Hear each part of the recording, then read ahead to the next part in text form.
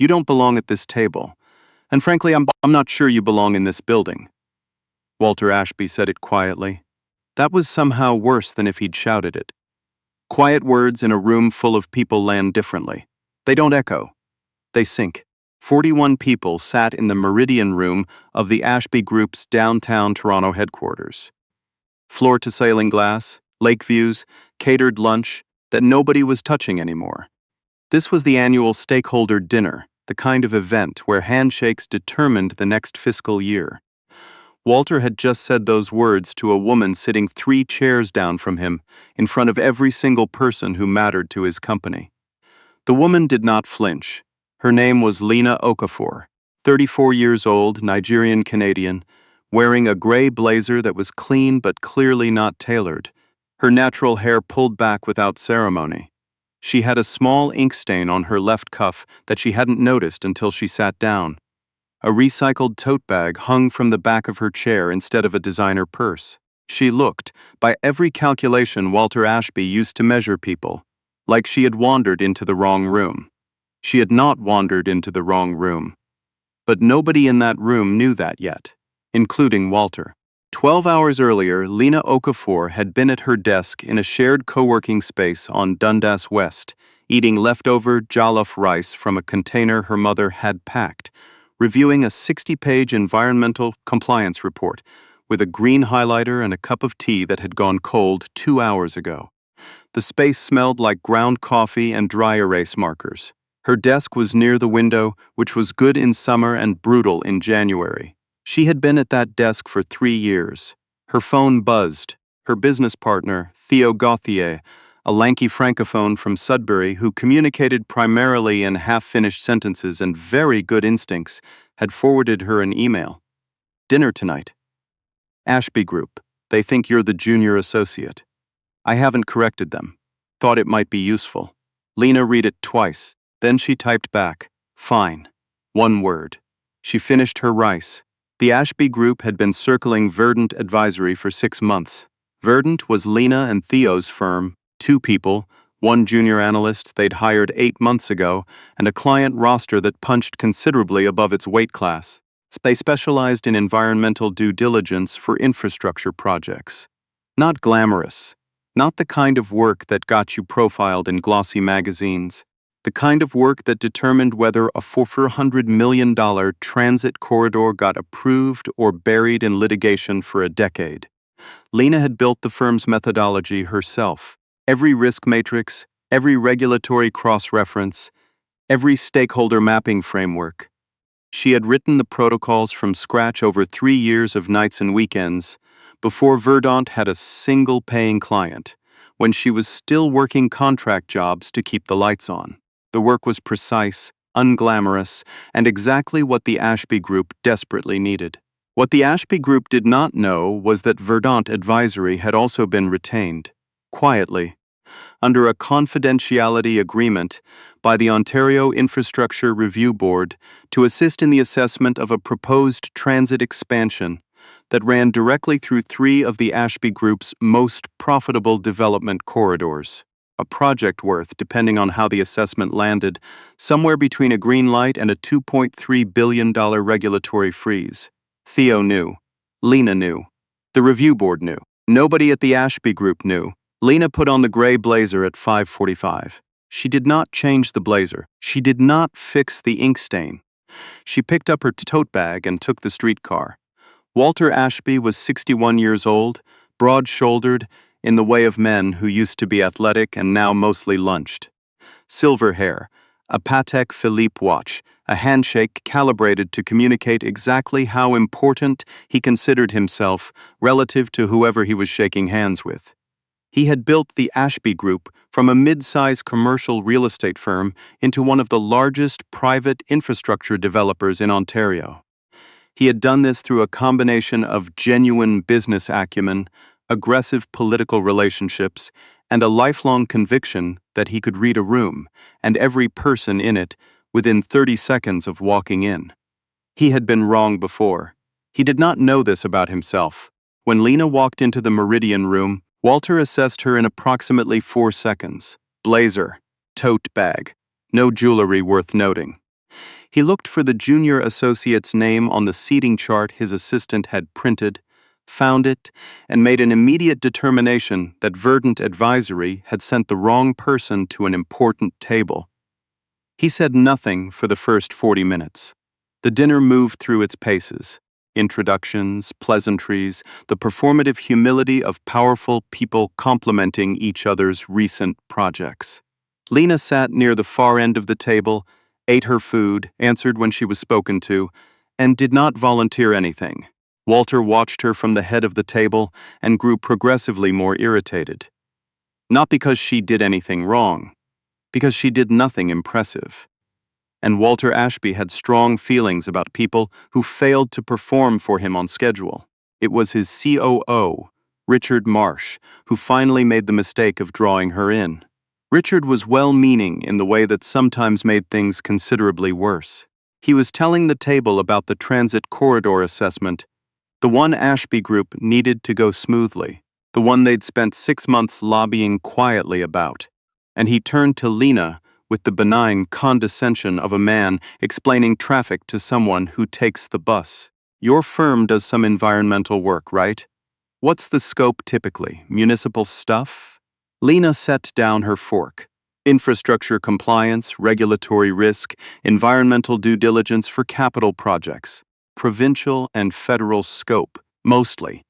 Richard nodded in the way people nod when they've already moved past your answer. Right. Because we've been working with Halloran Associates on the transit file. You may have heard of them, and they've been very thorough, very established firm. It's a complex assessment, really requires a certain level of experience. I know the file, Lena said. Something in the way she said it made Richard pause. Not the words, the tone, the complete absence of the deference he'd been expecting.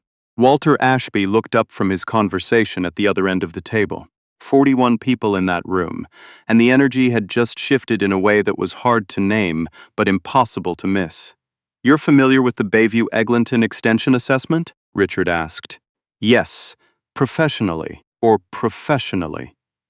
Walter set down his glass. He did not like this. He could not have explained precisely what he did not like, except that a woman in a gray blazer with an ink stain on her cuff was speaking in monosyllables to his COO, and it was somehow making his COO nervous, and Walter Ashby did not appreciate anything that made his COO nervous at his own dinner table. He spoke across the table. Casual. The way a man speaks when he wants to seem casual and isn't. What did you say your role at Verdant was? Lena looked at him. I didn't. The table went quiet. Not immediately. The quiet spread, conversation by conversation, like someone slowly turning down a dial. Well. Walter smiled. What is it? Co-founder, principal. Walter's smile didn't move, but something behind his eyes recalculated. Co-founder. He had been told co-founder. He had read it in the briefing note his assistant prepared. He had simply decided, somewhere in the 4 seconds of assessment, that it didn't apply to the woman with the tote bag. He recovered quickly. Men like Walter always did. Of course, he picked up his glass again. I suppose every firm has its own structure. It was not a compliment. It was a suggestion that Verdant's structure was informal in a way that reflected poorly on the woman sitting at his table. The other partners caught it. A few of them shifted uncomfortably. One of them, a woman named Patricia Otus, 52, a senior partner at a Bay Street law firm, no relation to Lena, caught Lena's eye briefly and looked away. She recognized what was happening. She had seen it done to herself enough times to know the rhythm of it. Nobody said anything. Lena did not react. Her face was entirely still. She had learned, in boardrooms, in site assessments, in every room where someone decided the answer before she'd opened her mouth, that showing them they'd landed a hit was the moment they'd won. She would not give Walter Ashby the satisfaction of knowing his words had touched anything. Walter was not finished. He rarely was.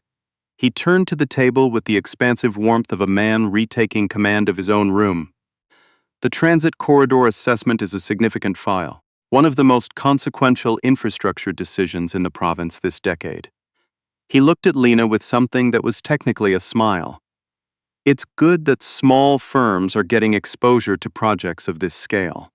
That's how the industry grows, right? Everyone has to start somewhere. The table laughed. A few people. Short laughs, the kind that are about belonging rather than humor. Lena picked up her water glass. We're not on the file for exposure, she said. Quiet, even. Walter raised an eyebrow. No? No. A pause. Walter let it stretch. He was good at silences. He used them the way some people used volume, to communicate that he was waiting for an explanation, and that the explanation had better be satisfactory. Lena gave him nothing. Richard Marsh cleared his throat. What? What is Verdant's involvement with the file, exactly? I wasn't aware. You wouldn't be, Lena said. It's under a confidentiality agreement. The room had gone very still. Walter's jaw shifted. Not much. Enough for Patricia Osei, sitting 2 seats away from him, to notice. A confidentiality agreement with whom, he asked. Still controlled. Still performing control. Lena looked at him across the table. Her expression hadn't changed since she'd walked into the room. I'm not able to answer that. Walter leaned back in his chair. He spread his hands in a gesture that was meant to look magnanimous and came across as threatened. Well, that's all very mysterious. He looked at the table. I'm not sure what a 2-person firm in a co-working space on Dundas West brings to a file that Halloran Associates, 40 years of experience, 300 staff, hasn't already covered. He had looked them up. Of course he had. Before the dinner, he'd read the address and made the same calculation he always made. You know what? He set his napkin on the table. A gesture of finality, of a verdict already rendered. I think we've been very open-minded in exploring partnerships with smaller, advisory firms. But I want to be honest with the people in this room, because I respect everyone at this table too much to waste their time. He looked directly at Lena. Verdant Advisory is not the right fit for anything the Ashby Group is building. I think you know that. I think if we're being honest, you knew that when you walked in here tonight. And I want to be clear, so nobody's time is wasted further. You don't belong at this table, and frankly, I'm not sure you belong in this building. 41 people. Not one of them spoke.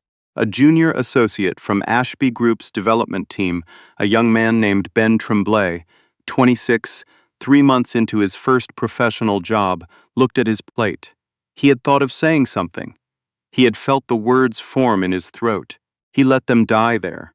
Patricia Osei, the Bay Street lawyer, who had been in rooms like this her entire career, found her water glass suddenly very interesting. 2 senior partners from an engineering firm exchanged a look that communicated several things simultaneously, none of which helped Lena. The room smelled like roasted chicken, and the specific silence of people deciding that not being involved was the same as not being responsible. Lena put her napkin beside her plate. She looked at Walter Ashby with the same expression she'd had since she walked in, calm, direct, utterly unreadable, and she said nothing at all. She picked up her tote bag. She stood. She walked toward the door. She was 3 steps away when her phone buzzed in her bag. She stopped. Not because of the buzz. She wasn't even going to look at it, but because Walter's voice followed her. See? A light note. Talking to the room now, not to her. That's the thing about people who aren't ready for this level. They disengage when it gets real. It's not their fault. It's just. Lena turned around. It was the first time all evening she had turned to look at him without being spoken to first. The movement was so deliberate, so unhurried, that it stopped him mid-sentence. She reached into the tote bag and pulled out a phone. Looked at the screen. Something crossed her face, just for a second, just a flicker. That might have been the ghost of a smile, and then it was gone. She put the phone back. You should check your messages, Mr. Ashby, she said. Then she walked out. The door closed behind her, solid and quiet. Walter looked around the table with the expression of a man reclaiming the narrative. He shook his head, amused, the way you're amused at something small. He reached for his phone to show the room he wasn't rattled. He read the first message. His face did not change immediately. That was the strange thing that Patricia Osei would describe later, when she told people what she had witnessed. His face went through a kind of stillness first, the stillness of a man reading something that does not compute. Before anything else happened, he read it again. His thumb moved. He opened something else. Read that too. Richard Marsh was watching him. Walter? Walter did not answer. He put the phone face down on the table. Then he picked it up again. Then he put it down again. The message was from his legal counsel, Howard Pennick, 60 years old, 32 years at the firm, a man who sent communications with the economy of someone who charged by the word. Ontario Infrastructure Review Board just released tonight's consultant disclosure. Verdant Advisory listed as primary assessor on Bayview-Eglinton Extension. Confidential retainer confirmed. Lena Okafor, lead author on all 3 compliance frameworks. Assessment recommendation goes to Minister Monday. We need to talk. Tonight if possible. Walter's hand moved to his water glass and stopped an inch short of it. Howard had sent a second message 4 minutes after the first. She wrote the methodology that Halloran has been working from for 6 months. They licensed it from Verdant. She built the regulatory framework that determines whether our Corridor C and D developments proceed or face environmental hold. She's not a small firm, Walter. She's the one who decides. The string quartet that Walter had hired for the back half of the evening had begun to play somewhere behind a partition. The music was delicate and completely wrong for the moment. Richard leaned over. Walter showed him the phone without a word. Richard read it. Set the phone down carefully, the way you set down something fragile. Oh, Richard said. That was all. 41 people in a room, and the 6 people close enough to see Walter's face were watching something happen to it that they had never seen before. The architecture of it, the certainty, the command, was coming apart from the inside. Not dramatically, just slowly the way a building settles wrong. Howard arrived 22 minutes later. He walked into the Meridian room without being announced, still in his coat, which said everything about how quickly he'd moved. He found Walter at the head of the table, the dinner technically still in progress, nobody eating. He pulled a chair and sat beside Walter and spoke in a voice low enough that only the 3 people immediately adjacent could hear him clearly. They would remember every word. The assessment recommendation goes to the Minister of Infrastructure Monday morning, Howard said. Lena Okafor's name is on the cover page as lead assessor. Her methodology is what the entire evaluation is based on. If Corridor C and D get a hold recommendation, and Howard paused, we're looking at a $2.3 billion freeze. Financing conditions on the Northgate project trigger. The pension fund partners have a withdrawal clause. Walter's tie was slightly crooked. He hadn't noticed. Can we? He stopped. Started again. Is there any? No, Howard said, simply. Like a door closing. Walter looked at the table. His reflection looked back from the polished surface, warped and small. Ben Tremblay, the junior associate who had swallowed his words earlier, pushed back his chair quietly and excused himself to use the restroom. He did not come back. Walter stood up. He needed to stand up. Sitting felt like sinking. I need to reach her. Howard's expression did not change. That would be inadvisable, given what you said tonight. In front of 40 people, 39, someone said, almost involuntarily. Ben Tremblay had already gone. Nobody laughed. Patricia Osey gathered her things. She did not make a speech. She did not make eye contact with Walter. She simply stood, nodded to the 2 people beside her, and walked out the door. Her heels clicked against the floor all the way to the elevator. What happened next took 4 days, which is fast and also felt inevitable. The Ontario Infrastructure Review Board released the Bayview-Eglinton Assessment Framework publicly on Tuesday. Verdant Advisory was named as the primary consultant. Lena Okafor's name appeared 7 times in the document, including once in the acknowledgments section of the minister's covering note. The covering note called the framework rigorous, independent, and methodologically sound. Civil servants do not use the word rigorous unless they mean it. The Globe and Mail ran a piece on Wednesday. Business section above the fold online. The journalist, a woman named Cressida Wainwright, who covered infrastructure and had been watching the Corridor C file for 8 months, had done her homework. The headline was, The woman who built the framework that could freeze $2.3 billion in Ashby Group development. She took the streetcar to the meeting. Cressida had confirmed the story through 3 sources before running it. One of the sources was inside the Meridian room. Nobody ever confirmed who. The piece didn't editorialize. It didn't need to. It laid out the facts. Verdant Advisory's role, the licensing agreement with Halloran, the timeline, the dinner, and left the juxtaposition to speak for itself. Readers were capable of arithmetic. Ashby Group stock opened Thursday down 9%. By close, it had dropped 14%. Institutional investors, pension funds, real estate income trusts, a sovereign wealth fund with an ESG mandate that included governance criteria, began asking questions. Serious questions, the kind with lawyers attached. The board called an emergency session Thursday evening. Walter was not invited to set the agenda, which was itself an answer to a question he hadn't asked yet. 7 of the 9 board members voted to request Walter's immediate resignation as CEO. 1 abstained. 1 voted against. Both of the dissenting votes were Walter's personal appointments. Even they couldn't bring themselves to look him in the eye when the vote was announced. Howard Pennick reached Lena on Friday morning. He called her direct line. She had given it to him 12 years ago, when they'd worked opposing sides of a municipal case, and developed a mutual respect that neither of them had ever converted into friendship exactly, but had kept available like a tool stored carefully in a drawer. He wants to apologize, Howard said. I know, Lena said. A pause. He's drafting a statement. He'd like to include, the statement is his business, Lena said. The assessment is mine. Those are 2 separate things. Howard absorbed this. The board is moving toward a transition. Richard Marsh as interim CEO, pending a full search. Okay, is there anything you need from? No, another pause. Lena. Howard's voice shifted. A degree, just 1. I've been in this city for 32 years. I've seen a lot of rooms like that one. I should have.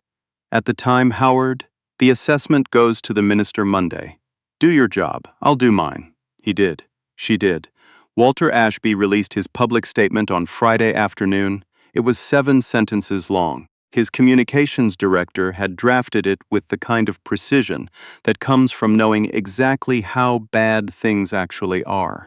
It acknowledged that his remarks at the dinner had been inappropriate and dismissive.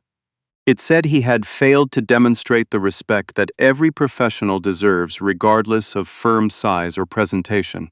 It did not use the word sorry. It did not name Lena. His lawyers had advised against naming her, because naming her meant the story ran again with her name in the headline and his name beside it. The internet found all of this insufficient. It typically does. Comment sections were specific in their criticism. 7 sentences for public humiliation in front of 40 people. He's sorry he got caught. The statement was written by someone who charged $800 an hour to make sure it contained no actual accountability. A screenshot of the statement circulated with annotations. Someone had highlighted every hedge, every passive construction, every careful distance between Walter's words and actual remorse. It wasn't a flattering read. Patricia Osei wrote a piece for the Floss Society's quarterly newsletter. She didn't name Walter or Lena. She didn't need to. Everyone who read it knew exactly what room she was describing. The piece was titled On Staying Quiet. It was the most widely forwarded article the newsletter had published in 11 years. Ben Tremblay, the junior associate who had swallowed his words at the dinner, sent Lena a handwritten note to the Verdant Advisory Office address. 2 paragraphs. No excuses, no explanations. Just, I should have said something. I'm sorry I didn't. I hope it counts for something that I'm saying it now. He included his direct line at the bottom. Lena read it twice. She put it in her desk drawer. Walter submitted his formal resignation on the following Monday. The same morning Lena's assessment landed on the minister's desk. His exit package was negotiated in 3 hours, which was fast, and suggested that the board had done their preparation well in advance of asking for the resignation. 23 years at the helm of the Ashby Group. 1 dinner. 1 calculation made in 4 seconds. the Minister of Infrastructure announced the assessment outcome 2 weeks later. Corridor C received conditional approval, pending a revised stormwater management plan. Corridor D received a hold recommendation pending a secondary environmental review. The hold wasn't permanent. It wasn't nothing. The Ashby Group's incoming CEO, a woman named Marguerite Fontaine, who had been on the board for 6 years and had voted for Walter's resignation without blinking, called Lena directly. "I'd like to meet," Marguerite said. "I know," Lena said. They met on a Tuesday, not the Meridian Room, a coffee shop on King Street, Marguerite's suggestion. She came without a communications director or a lawyer. She ordered a regular coffee, no fuss, and she sat down across from Lena and said, "I'm not here to undo what happened. I know I can't. I'm here because the Ashby Group needs to do the work your firm does, and I think you should know that whoever leads that conversation from our side will have my full confidence and my expectation that they treat you accordingly." Lena studied her. "What changed?" "The board changed," Marguerite said. "The leadership changed. That's usually how it starts. It doesn't always finish." "No," Marguerite said. "It doesn't, but it can." Lena didn't answer right away. She drank her coffee. "Send me a scope document," Lena said finally. "I'll review it." Marguerite nodded. "That's fair." It was the most honest conversation that had happened in any room either of them had occupied in a long time. Here is where things stood, 6 months later. Walter Ashby resigned and has not returned to the downtown Toronto core he occupied for 2 decades. He sits on no boards. He holds no advisory positions. 2 industry associations quietly removed his name from their council listings without announcement. His country club membership, which he had held for 19 years, was placed under review in November. Nobody announced this either. These things are never announced. Everyone notices anyway. Victoria, he would want me to mention this, did not leave him. But she did in a quiet conversation one evening in their living room that lasted 45 minutes say things that Walter would not repeat to anyone and that he has been sitting with ever since. That conversation was not public, it was not leaked, but you can hear it in the way he moves through rooms now, differently. Richard Marsh served 4 months as interim CEO before accepting a senior vice president role at a competing firm. He did not comment publicly on the dinner or on Walter. He has, according to people who work with him now, become considerably more attentive when junior people are speaking. Howard Pennick finished his involvement with the Ashby file at year's end and returned to general practice. He donated, without announcement, $25,000 to a legal mentorship fund for racialized law students. His assistant mentioned it once, accidentally. He asked her not to mention it again. Ben Tremblay left the Ashby Group in the spring. He joined a smaller environmental consulting firm. He is good at his job. He asks questions in rooms where it costs him something. People have noticed. Patricia Osie's newsletter piece was referenced in a Law Society continuing education program on professional bystander responsibility. She sat on the curriculum committee. She did not mention this to anyone. The Corridor D secondary review was completed in March. The hold was lifted with conditions. 2 of those conditions were drawn directly from Lena's original compliance framework. The Ashby Group's Corridor D development is proceeding. It will meet every environmental threshold that Lena wrote. Verdant Advisory hired 3 additional staff in January. Lena moved the office from the co-working space on Dundas West to a proper suite on Richmond Street West. There is a window that faces east, and on clear mornings, the light comes in clean and flat and very bright. Lena has a desk near it. She drinks her tea while it's still hot now. Theo Gauthier, her business partner, framed the Globe and Mail headline and hung it in the hallway. Lena walked past it every day for a week without stopping. Then one morning she stopped and read it once and kept walking. She hasn't read it since. She doesn't need to. She clocked in at Verdant at 7:30 on a Tuesday in April. She had a scope document from the Ashby Group's new leadership to review, a second assessment contract to finalize with a municipal transit authority in Hamilton. and a mentorship call at noon with a second-year environmental science student at U of T, who had sent her a cold email 6 weeks earlier. The student's name was Amara. She was 21 and very sharp and had no idea yet how sharp she was. Lena made herself tea.